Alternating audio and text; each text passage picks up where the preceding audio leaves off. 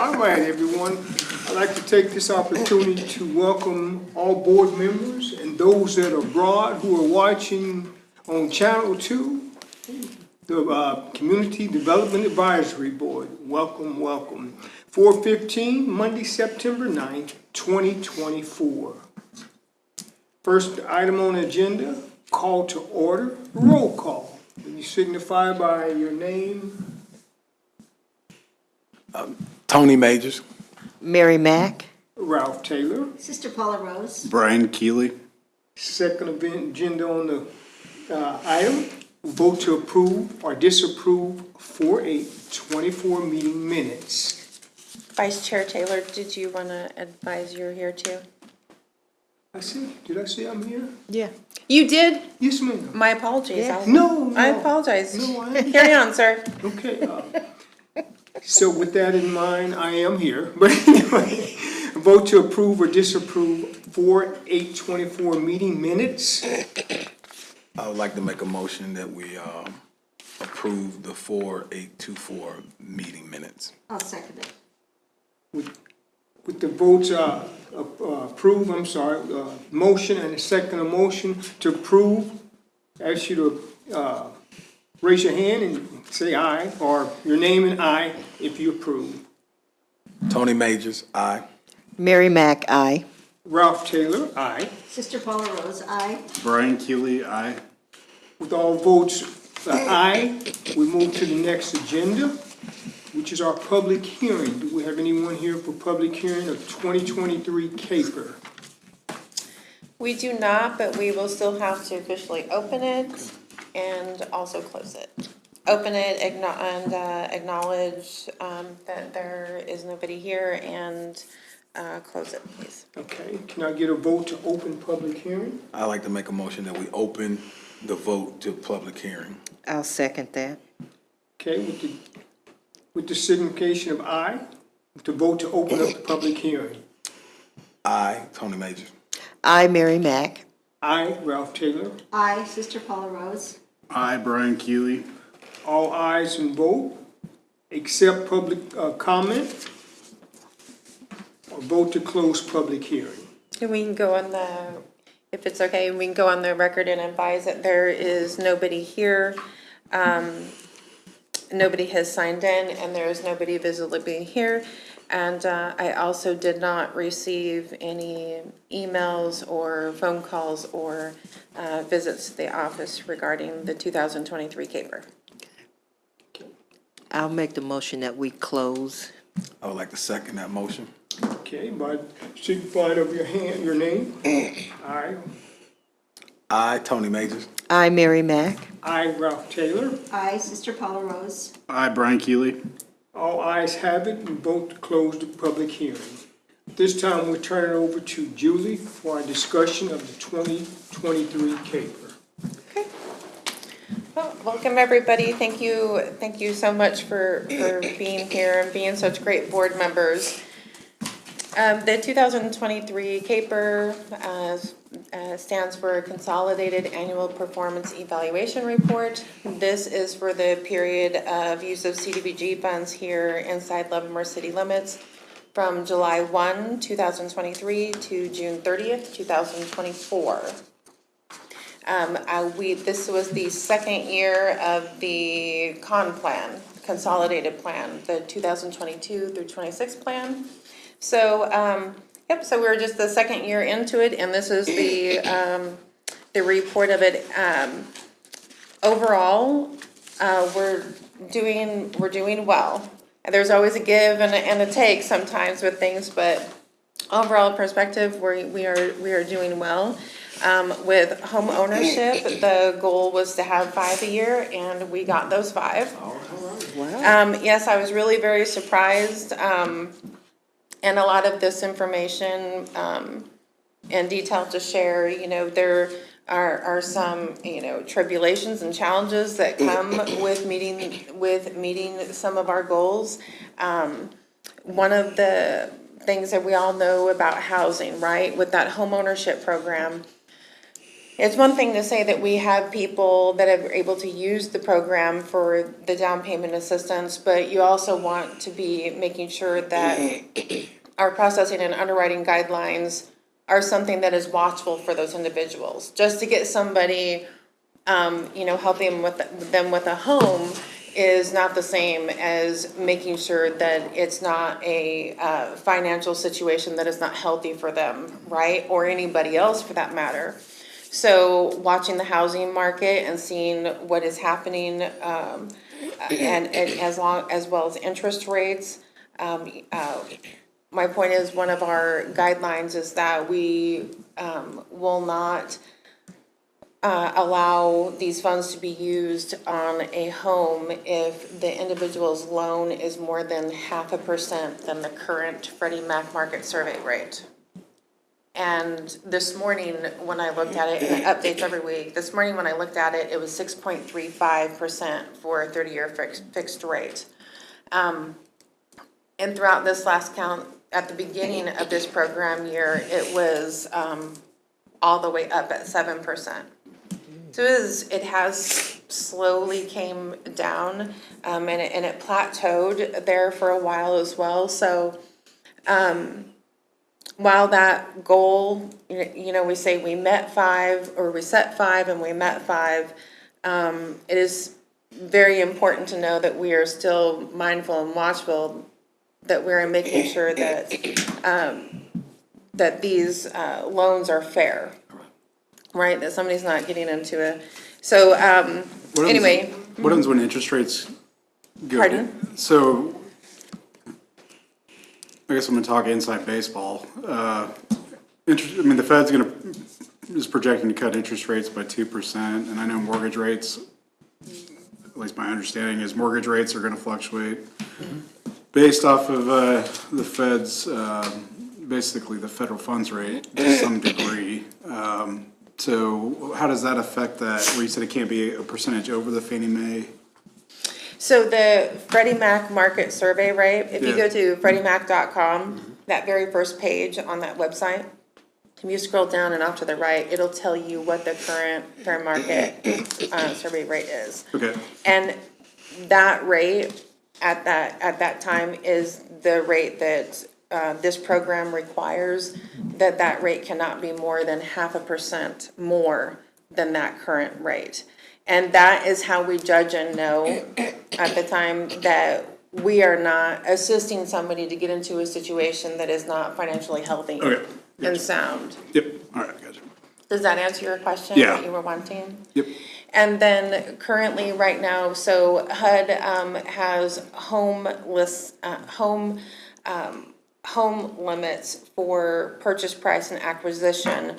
We use those home prices, and right now, so 238,000 is the most that the sale price can be for a home when utilizing this program. So remember, the HUD income limit guidelines is into play here too. Those that fall within the HUD income limit guidelines that are current. So, homes that are $350,000, those are generally out of the price range anyway, with folks that are able to qualify for this program. So, that just gives a little bit of background about home ownership. The home repair program, we're doing well there. The goal was 11 this year, and we have 13. So we are trending well there.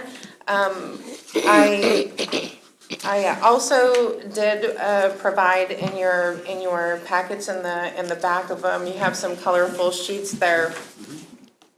I know you all do like to have some details. Well, these details to the home ownership and the home repair program are in this report. This just kind of graphs out and gives you some more information, and that you can take with you for future use of being on this board, and also just kind of seeing how I end up laying that information out and some of the demographics that are collected. So the home repair program, like I said, we went over goal by 2. But last year, we only had 8. So we were making up for a little bit. So that's okay, no problem. That home repair program, I had to X out the addresses, but you can see the year the homes were built, whether or not they needed radon mitigation.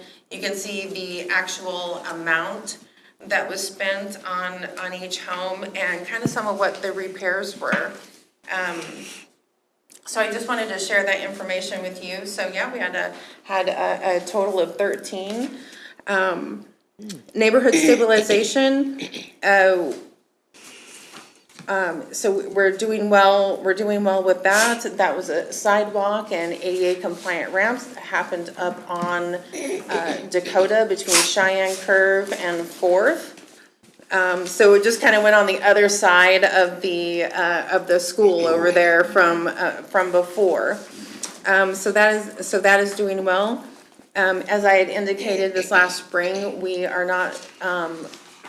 did not do demos and do not have plans to be doing any removal of dangerous and unsafe structures with CDBG funds right now.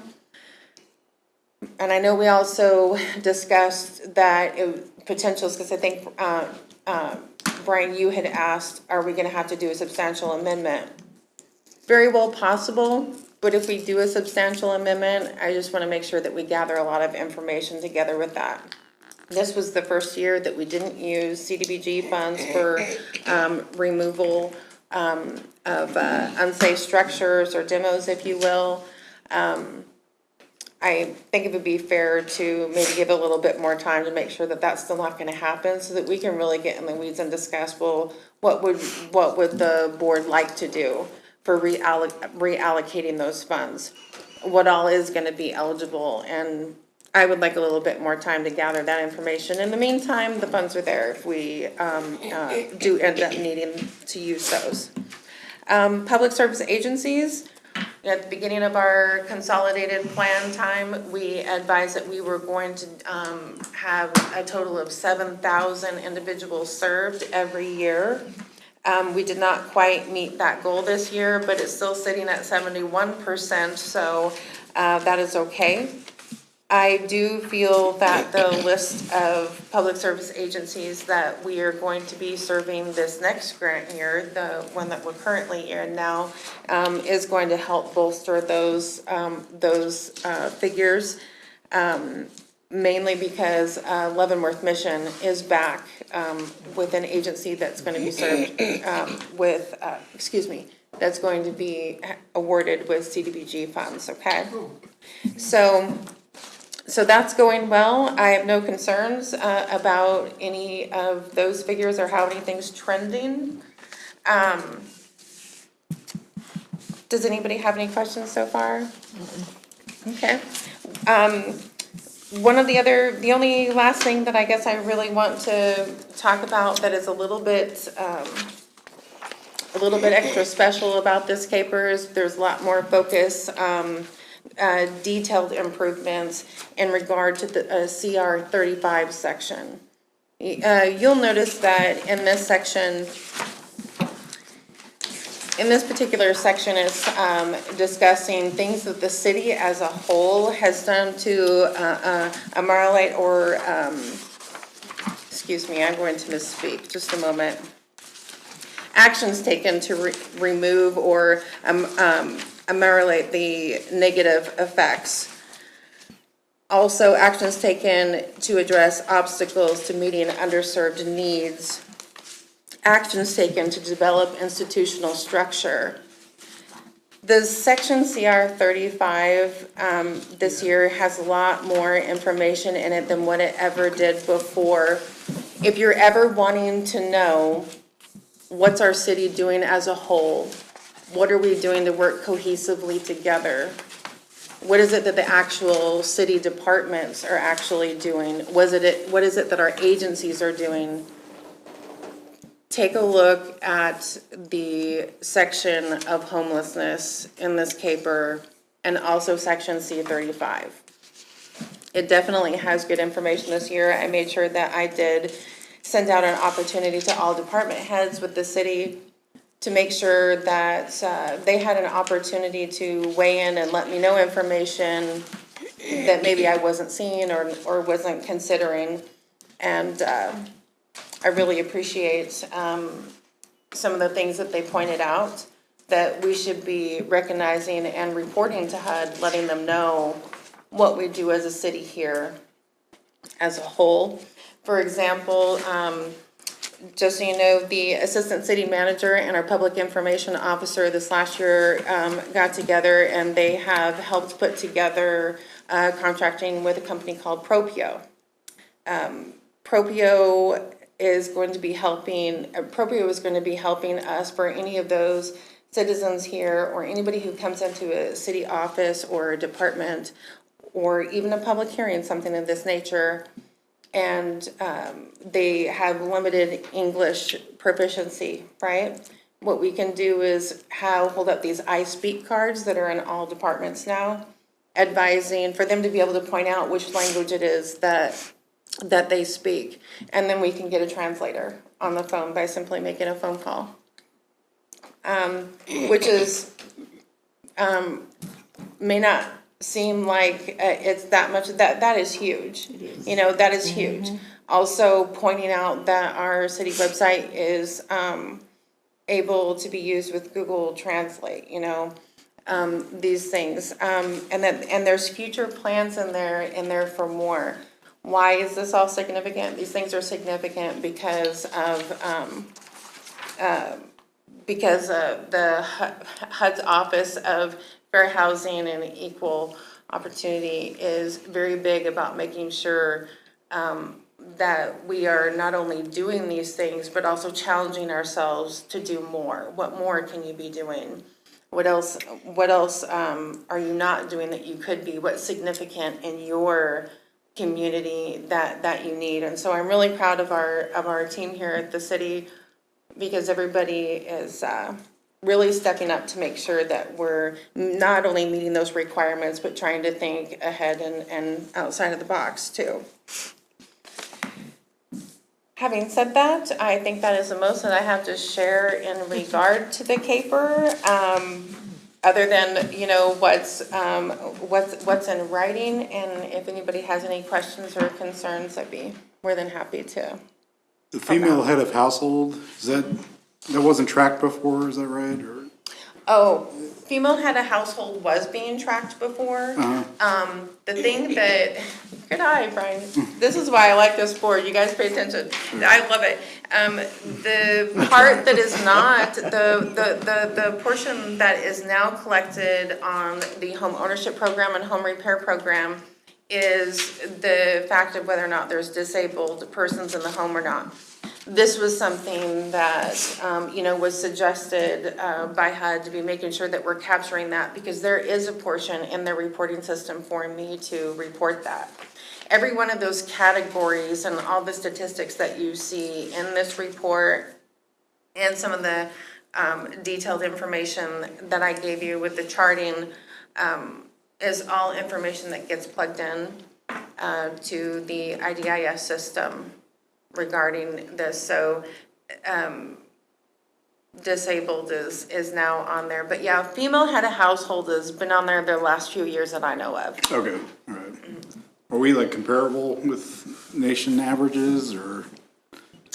You know, that's a good question. Okay. I have never compared it to a nation average. I can tell you there are some good links inside of the CAPER going to the census and also going to other statistical data. If that's something that you would like to see in the future, is that something that you want to see in the future comparable to? I was just curious because your heart goes out to female head of households, period, so. Sure, yeah. Yes. Yeah, I mean, that is a significant number, as Brian's pointing out, with the home repair program, with the 13 that we had, 9 of them had female head of households. And single mothers and those that are widowed seem to be pretty common with that. Interesting.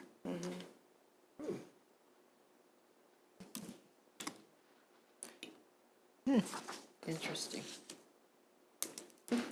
Any questions? Any more? I'm good. Well, good. All right, well, thank you, Julie. Yeah.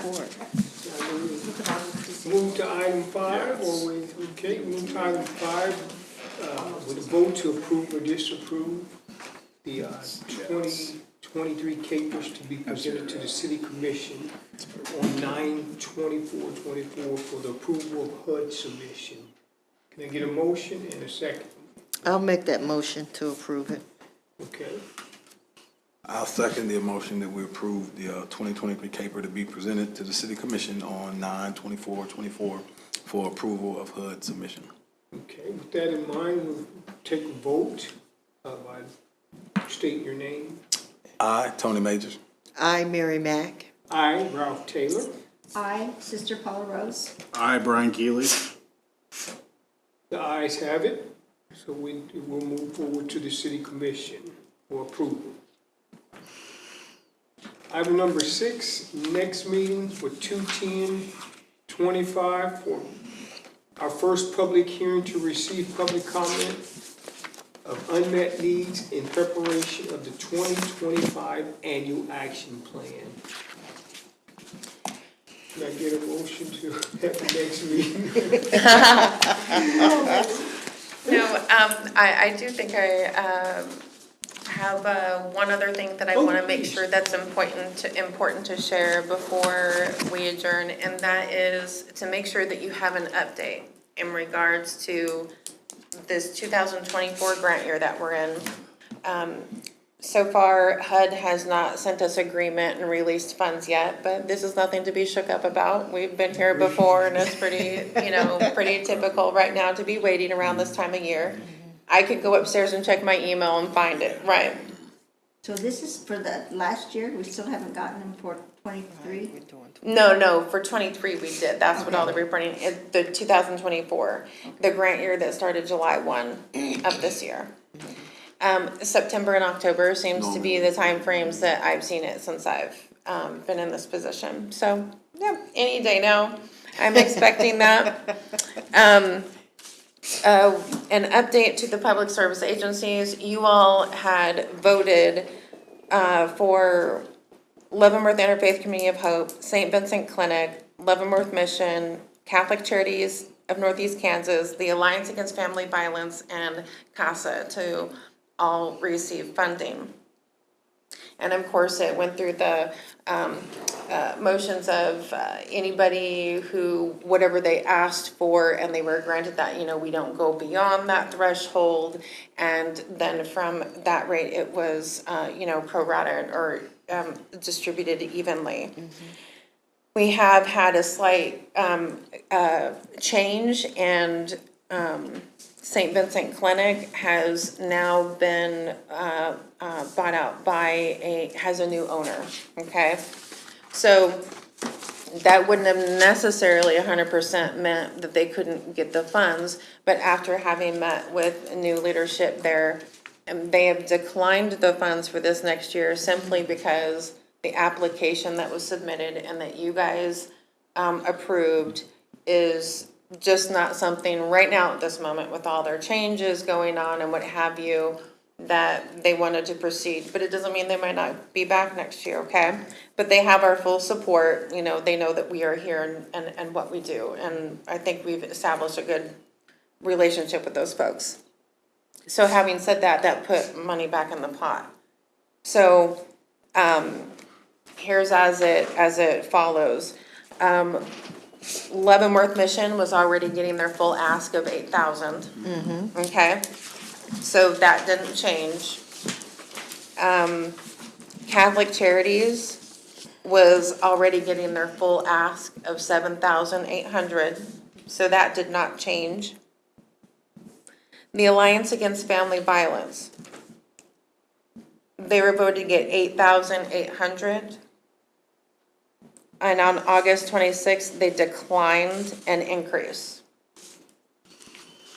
That's okay, just maybe that's what they've got budgeted, and sometimes that's the way it goes. And after speaking with Jenna Motley, from there, she advised that they were good with, let's just keep it at the 8,800.